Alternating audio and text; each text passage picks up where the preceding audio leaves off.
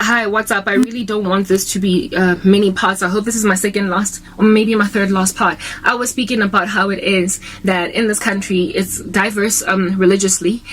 So there's not much Christian persecution, but there's not much religious persecution, no religious extremism, and everybody just has appeared to get along ever since. Anyway, I was growing up, I never got to witness any harshness religiously in this land against those who subscribe strongly to religions, and that the people who persecuted me for my faith were not Muslims, Hindus, or people outside of Christianity, not even atheists. It has been Christians, people who have professed, and by Christians I'm using that word loosely because there is no such thing as a lukewarm Christian. You are just Christian or you are not. There is no such thing as a radical Christian. You are either Christian or you are not. If you are not radical, you are not Christian. A radical Christian is the only kind of Christian there is. Everybody else is just lost, okay?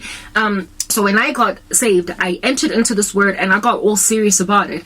And I thought everybody was born again because, like I said, my understanding of soteriology, I don't either theology of salvation, I did not yet know it well. I did not yet study to understand that narrow is the road that leads to life and few people find it. I did not yet know that not everybody who says to me, Lord, Lord, will enter into the kingdom of heaven. I did not yet know that not everyone who praises God with their lips actually knows him because their hearts are far from him. I thought that insofar as you subscribe to Christ and you profess him and you like him, you're a fan basically, you're saved. So can you imagine the level of excitement, my buoyancy, how light on my feet I must have been when I came to, especially my friends from high school, who one of them was apparently, she told me this prior to redemption, that not prior to redemption but just as I came to Christ, that she prayed for me to get born again. When we were in high school, she was praying for my salvation. And so you know, when I was newly saved, they appeared excited because they were like, oh, finally you subscribe like we subscribe. But then when they noticed, when they observed that I was very serious in a way that they weren't, that's when the hostilities came in. So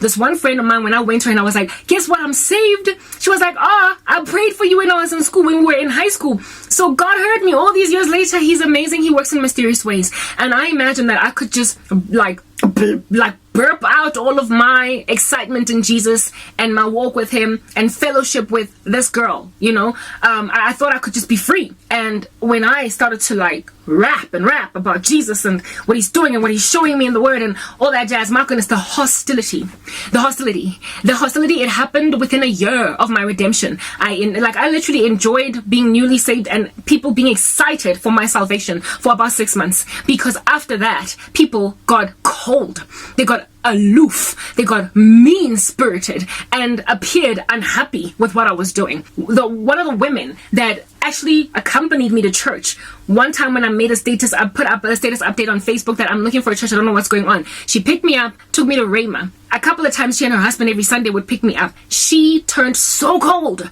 and so hostile against me. She was a colleague that I was working with at MTN. She got so hostile, so cold that I couldn't understand. But I did what you wanted me to do. You're the one that dragged me to church one Sunday morning. You're the one that went out of your way, despite me having my own vehicle and despite me even living closer to Rhema than you, and you literally drove with your husband and your child and picked me up at my apartment when I was like basically dragging my body out of bed on Sunday morning, and you knocked on my door and you waited for me to get bathed and you took me to church, and you did this for several Sundays in a row. And now that I am coming to you all excited about the things of Jesus, why are you mean? I couldn't understand it until I grew very quickly in the faith because I studied through very sound men. God was miraculous like that, miraculously led me that way to sound preachers. So I was listening to a lot of Paul Washer in the beginning of my walk, Tim Conway, Paul Washer. I'll be honest, the Gospel Coalition, I was all up in those guys' business, right? John Piper, I got into them real quickly, and they gave me the gospel. They set the record straight.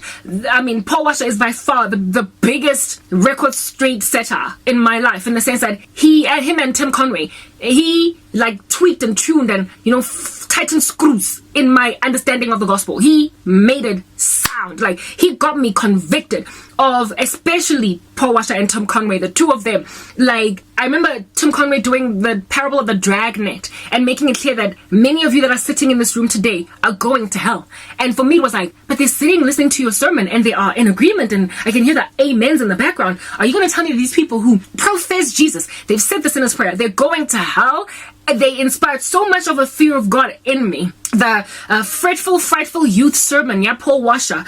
Yes, like it just put so many goosebumps on me, raised so many hairs on my skin that from the moment I encountered these preachers just never ever believed any differently. I finally understood from listening to men like Stephen Lawson, Paul Washer, Tim Conway. I finally understood what was happening there. I finally understood what was going on with my friends from high school and their hostility. And my colleague from the office who picked me up took me to church, and now she doesn't like me anymore and she's hostile. I finally got that not everybody who says to me, Lord, Lord, will enter the kingdom of heaven. So I stopped being so bright-eyed and bushy-tailed and just going in like the Flash into a room and giving people the gospel because I expected them to just embrace it as well as I did, since I read this word and I took it seriously. I started to become a lot more trepidatious. I had a lot more consternation. Basically, they made me scared to preach because they persecuted me so harshly initially, and I started to be more careful with my words and my walk, and I started to kind of be more wary of people. When I talk to them about Jesus, I try to gauge if they are getting hostile or uncomfortable and easy to see if I can maybe change the tone of the way that I speak. All that stuff I stopped doing because really, you're gonna try and accommodate everybody until you're not preaching anymore and you're seeker sensitive. So I grew out of it, but initially my persecution caused me fear to preach or speak freely about Jesus until I was thrown into the squall, and now I'm just as bold as like bold can get, right? Yeah. So I found out that people are lukewarm about 6 months into my faith. I understood why they walk that way. They are similar to the Hebrews written of in Romans 11. How it is that those people who were once my people are no longer going to be my people, and I'm going to call those who are not initially my people, my people. And with that, I am going to make my original people basically jealous. I am going to cause the Hebrews to be jealous of the Gentiles because they rejected me. So I'm going to give my son to the Gentile generation, and they will get handled, these Hebrews of mine, in the tribulation. I'll bring them back in Jacob's trouble. But the church age is basically this era where the Lord is using the people who were not his people as an example to the people who were once his people. Now that he's made them his people, he has made the Hebrews or the Jews jealous with Christianity, and that's why there's so much loggerheadedness as well between Christians and the Jews. Even though we as the church support the Jews, and there are indeed Jews for Jesus, Messianic Jews, and there are also many Jews that appreciate what Christians are doing, especially with the whole Aliyah mission in Israel. Like the support of Jews is, even in politics, is proliferated, pontificated for the better part of the time by the Christian conglomerate in that country.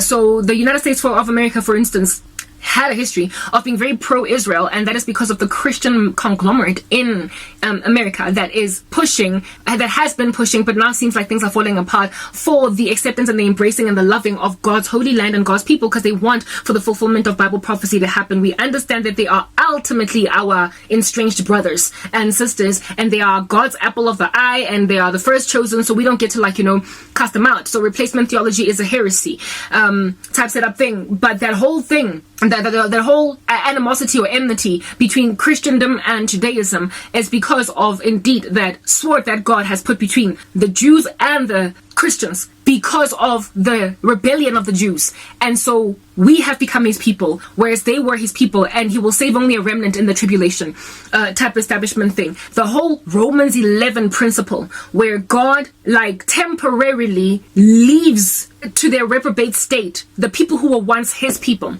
and then he uses and then causes them to be jealous over a newfound bunch of chicks under mother hen, right? That whole thing, I witnessed it happening on a secondary level with me, where people who grew up in the church, who grew up attending services, people who were called Christians all their lives, and they were doing all this Christian religious activity, they were, temporarily, I guess, rejected by God for their rebellion. And then God made the unchurched girl, who was a cold, I wasn't lukewarm, I wasn't hot, I was just cold. The girl in high school, that was the only one among the crew of friends that was not going to church at all. The fluffy girl, he went and took her and made out of her a fervent disciple, and she became his girl. She became his person. And now here it is that these people who have been growing up in church all their lives are jealous of the fervency that I was walking in. And so there's hostility, the sword, separation. And so I've been so abused and so attacked and pounced on like a beast by lukewarm Christians who couldn't stand my fervency in Jesus